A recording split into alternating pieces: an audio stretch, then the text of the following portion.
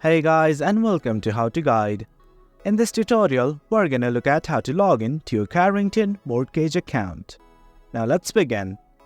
On any browser of your choice, simply type carringtonmortgage.com and hit on enter right now. Now this is the official homepage of Carrington Mortgage Services. If you scroll down, you can look at lots of features provided, but for now, we only want to log in.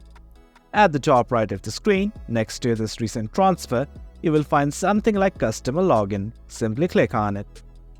It will then redirect you to this new login page. Simply scroll down and you will find something like sign in to your account. You have to enter your username and password.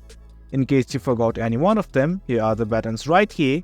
Simply click on this forget username or password button and follow the prompts.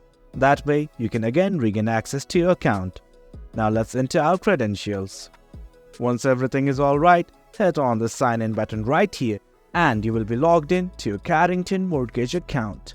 Well guys, that's it for the video. That's how you log into Carrington Mortgage.